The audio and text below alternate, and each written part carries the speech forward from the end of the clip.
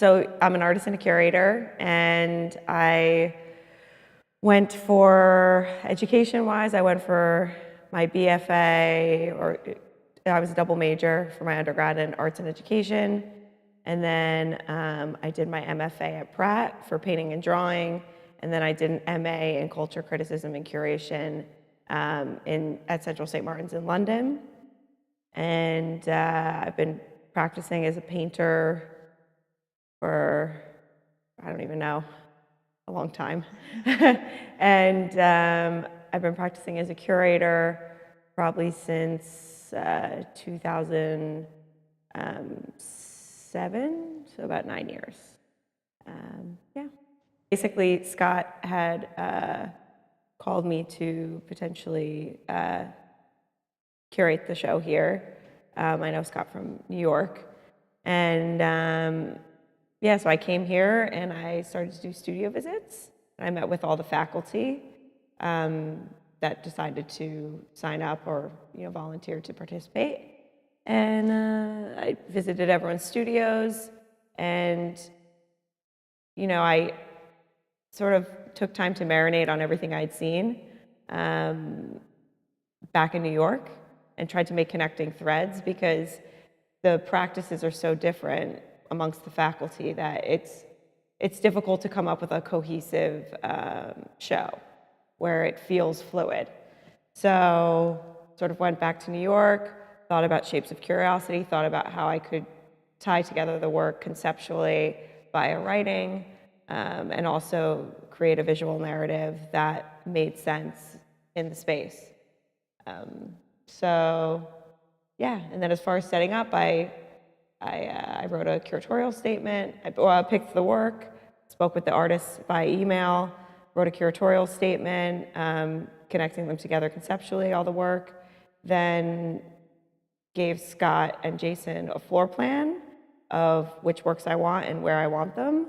And then, so Jason started installation, and then I came here for the end of installation and just fine-tuned some things, and we moved a couple things around, because you never know until you really get into the space with the work how it's really going to feel.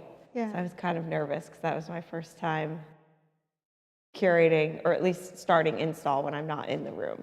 Luckily, I met with all of the faculty, because I didn't really know walking into it. And I kind of didn't want to know. I kind of wanted to go in blind without too much research on the work. I wanted to just respond to it when I first saw it. And luckily, I enjoyed everyone's work, and I had good conversations with the artists in their studios. As far as tying everything together, I think there's, within the theme of Shapes of Curiosity, that's, I feel like, a very good theme for the show. I know it's the campus-wide theme as well, but it's sort of, shapes could be, curiosity is embedded in both educators and artist practices. It's an important part of both of those things. And since it's all our educators, I thought, okay, yeah, let's sort of riff off of the idea of curiosity. And shapes can, correlate to different formal qualities in the work and different actual physical shapes and things like that. But I think probably the two main conceptual threads that hold together the show are sort of a curiosity that's based in working with different media and pushing that media further than normal.